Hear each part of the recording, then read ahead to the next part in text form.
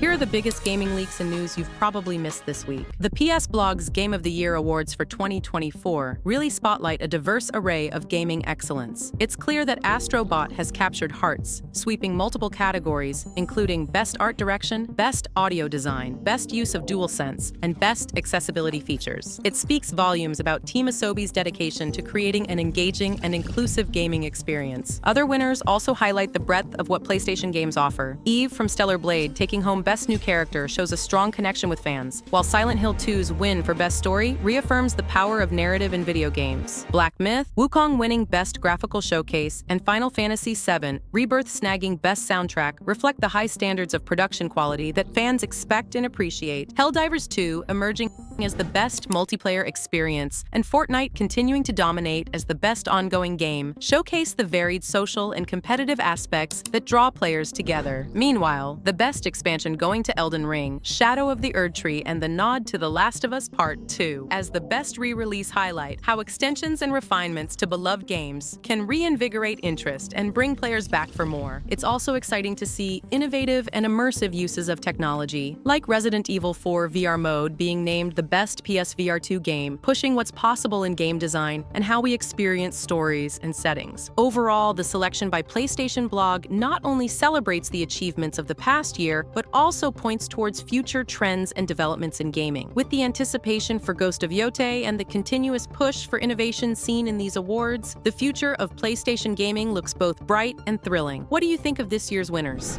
Some players of Black Myth Wukong are review bombing Baldur's Gate 3 on Steam, sparked by comments made by Baldur's Gate 3 creator Swen Vinke at the Game Awards. Vinke's speech seemed to criticize games that focus heavily on sales and treat developers as mere numbers, which some Black Myth Wukong fans took as a slight against their favored title. However, the top award went to Astro Bot, leading to disappointment among some of Wukong's fans. The negative reviews on Baldur's Gate 3 began appearing shortly after the Game Awards, particularly from Chinese players. This could partly be due to a poor translation of Vinci's speech into Chinese, which might have conveyed a harsher tone than intended. The choice of Baldur's Gate 3 as a target also seems driven by the inability to review bomb Astro Bot, which is not available on Steam. Adding to the controversy, Black Myth Wukong's producer, Feng Ji, openly questioned the criteria for the Game Awards Game of the Year selection, expressing his disappointment and frustration over not winning the top honor. Review bombing has become a way for fans to express dissatisfaction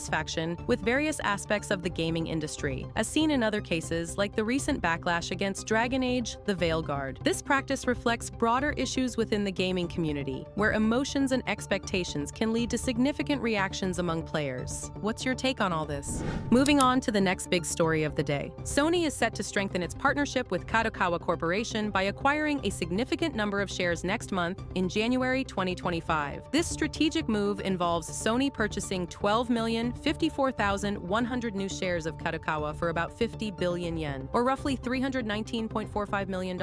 This will make Sony the largest shareholder with a 10% stake in Kadokawa. This builds on their previous collaboration from 2021, with Sony now holding off on acquiring any additional shares beyond this agreement. Sony and Kadokawa have a history of working together on various projects. The enhanced alliance aims to maximize the global value of both companies' intellectual properties, IP, and explore deeper collaboration across several areas. These include joint investments in content, discovering new creators, and promoting media mixes of their IPs. Specific future discussions will focus on adapting Kadokawa's IPs for global live-action films and TV dramas, co-producing anime, expanding the global distribution of Kadokawa's anime through Sony Group, increasing the publishing of Kadokawa's games, and developing human resources for virtual production expansion. Kadokawa Corp CEO Takeshi Natsuno expressed enthusiasm about the alliance's potential to bolster IP creation and media mix options for global markets, enhancing the corporate value and IP reach worldwide. Sony's president, COO, and CFO Hiroki Totoki highlighted the union of Kadokawa's diverse IP portfolio with Sony's global entertainment expansion expertise. Together, they aim to realize Kadokawa's global media mix strategy and Sony's creative entertainment vision, enhancing the value and global reach of their IPs. Fable is coming to PlayStation. This comes from Windows Central's Jez Corden, who commented on Fable's fast-approaching release on Twitter. Here, he says Fable's development has been monstrously expensive, and that the game is a likely candidate to be ported to PS5. Xbox won't have exclusives going forward. Everything is timed exclusive at most, says Corden, in tweets spotted by PlayStation Lifestyle. When someone doubted that Fable would be included in this, Corden affirmed that it would be. That game was monstrously expensive. It might not be day one, but it'll come with the current plan in place IMO. We're increasingly seeing that Xbox is willing to share the games that it could make console exclusive. Most recently, a new trailer for The Outer Worlds 2 confirmed that it will be coming to PS5 after all. Another upcoming Obsidian RPG, Avowed, is still listed as being PC and Xbox only, but that might change soon. Speaking on this topic, Corden has previously said that the era of Xbox having permanent console exclusives is over. With that in mind, we can expect more releases like The Outer Worlds 2 or even Indiana Jones and the Great Circle, which is coming to PS5 at some point next year. Sony, on the other hand, has shown no sign of sharing its big exclusives with Xbox. At best, we eventually get a PC port sometime after launch. The most recent one to be revealed is Final Fantasy VII Rebirth, which is coming to PC on January 23, 2025. So, Capcom just dropped some good news for anyone who picked up the PS5 Pro. They're making sure Monster Hunter Wilds takes full advantage of the Pro's enhanced features with a day one patch. This was confirmed during their pre-launch community update livestream, where the devs gave an update on everything they've been working on before the game launches on February 28, 2025. Here's what's cool. Monster Hunter Wilds is the first game in the series built entirely for current-gen consoles and PC. That means it's not held back by older hardware like the Switch, which was a limitation for Monster Hunter Rise. Capcom's promising to push the visuals and art style to a whole new level, and honestly, expectations are sky high. The game's beta broke Steam player records this year, so you can imagine how many people are hyped. The beta had a mixed reception though. Players had plenty of feedback, good and bad, and Capcom seems to be listening. They've already hinted at changes they're making based on that input, which should be live when the game launches. One of the biggest reveals during the live stream was that Wilds will be optimized for the PS5 Pro right out of the gate. Capcom also doubled down on this on social media, confirming the patch for PS5 Pro support on Twitter and Blue Sky. People are mostly thrilled about it, especially those who've already upgraded to the Pro or are planning to. Some are even relieved considering how rough the beta was performance-wise on all platforms, even for PS5 players who had early access. It's worth mentioning, though, that not every game has nailed PS5 Pro optimization so far. There have been weird bugs and technical issues with some big releases, so Sony's rollout of the Pro hasn't exactly been smooth sailing. Hopefully, Capcom gets this right and delivers a solid experience on launch day. Players are definitely watching to see how it all pans out.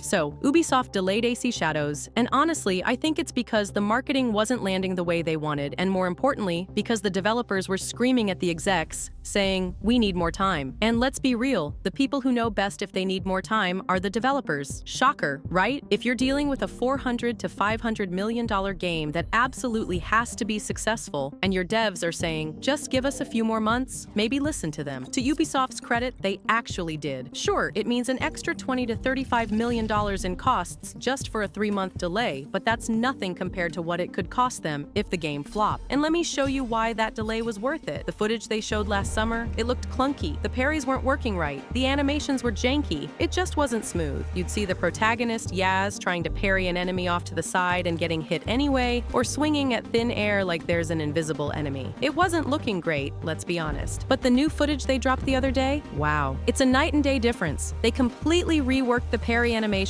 for both Yaz and the enemies. The combat looks way smoother, way cleaner. Even graphically, it's a huge step up, and people who were initially so against this game are now saying, okay, this actually looks pretty buttery smooth. That's a big deal. Even at 1080p, compressed on social media, the improvements are obvious. It's not just the combat either. The environmental details are on another level. There's a scene where Nai runs onto the ice, and she actually slips for a moment before regaining her footing. That's a tiny detail, but it's so immersive. Then there's this moment where the weapon she's swinging cuts through a flag on the ground, and instead of the flag disappearing like in most games, it stays there, torn, with actual physics applied to it. Stuff like that makes the world feel alive. And the particles? They've said they can simulate over 100,000 on screen. You've got leaves blowing around as you fight, objects breaking and scattering. It's wild. Even the blood pools on the ground dynamically spread out, rather than just being a static texture. It's those little things that add so much depth. Now, could they have gotten to this point without without the delay? Maybe, but I doubt it would have been this polished. Ubisoft Montreal has a reputation for majorly improving their games in the final months of development, but this delay gave them the breathing room they needed. I think the devs nailed it, and honestly, if the game had looked like this when it was first revealed, the initial reactions would have been way more positive. Of course, there's always going to be criticism. Some people are saying the game looks too good, like it's pre-rendered or fake, and honestly, that's a good problem to have. If it actually looks this polished at launch, no one's going to care about those accusations. Then there are others saying it looks like Ghost of Tsushima with a Ubisoft coat of paint. Okay, sure, it might take inspiration from Ghost of Tsushima, but is that really a bad thing? Ghost was gorgeous, and if AC Shadows pulls off something similar, great. The issue is when people start nitpicking for the sake of nitpicking. Ubisoft also showcased their new weather system, where wind flows consistently across grass and trees. It all reacts realistically. That level of detail takes time, which is why the delay is paying off. And yeah, maybe they revealed the game too early, thinking they could rush it out by November, but at least they're course correcting now. Props to them for that. For me, this game is shaping up to be something special. It rounds out my personal trilogy of fantasy-inspired AC games, Origins, Odyssey, and now Shadows. I don't care what anyone says. If it keeps looking this good, people are going to quiet down real quick once it launches. And honestly, I just want more great game. At the end of the day, that's all that matters to me.